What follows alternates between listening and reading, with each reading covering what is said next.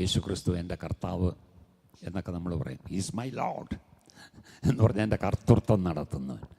കർത്തൃത്വം ദൈവമാണ് നടത്തുന്നതെങ്കിൽ നിൻ്റെ പ്രയോറിറ്റീസ് മാറണം. ഹല്ലേലൂയ. മത്തായിയുടെ സുവിശേഷം 6-ാം അധ്യായത്തിൻ്റെ 33-ാം വാക്യം വായിക്കുമ്പോൾ,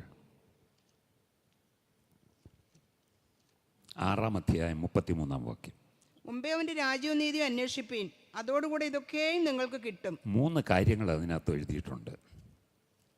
എത്ര പേരത് ചിന്തിച്ചിട്ടുണ്ടെന്ന് എനിക്കറിയത്തില്ല.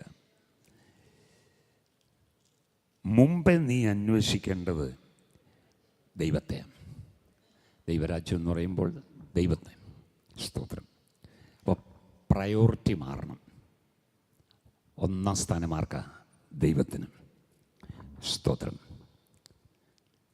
Seek God first. ഓക്കെ, ഒന്നാമത് ദൈവത്തെ അന്വേഷിക്കണം. That's the priority number 1. രണ്ടാമത് നീതി അന്വേഷിപ്പീൻ. സ്തോത്രം. ഹല്ലേലൂയ. അത് ദൈവത്തിൻ്റെ ഉദ്ദേശമാണ്. അത് ദൈവത്തിൻ്റെ നീതിയാണ്. എന്നോടുള്ള ദൈവത്തിൻ്റെ നീതിയാണ്.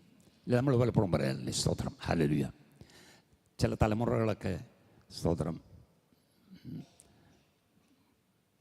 പഠിക്കാനായിട്ട് വളരെ മോശമാണ്. പക്ഷെ അപ്പനും അമ്മയും ഭക്തരാണ്. അവർ ഉപവസിച്ചു പ്രാർത്ഥിച്ചു. അവൻ എന്ത് കിട്ടി? ഫസ്റ്റ് ക്ലാസ്സോടുള്ള പാസ്സായി.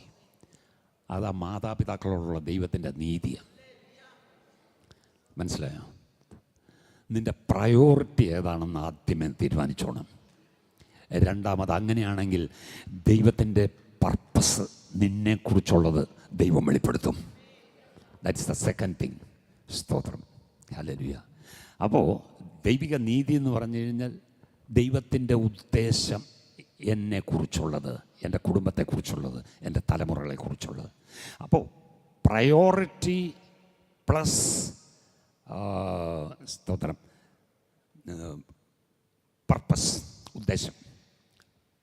Priority plus purpose is equal to success. Praise God.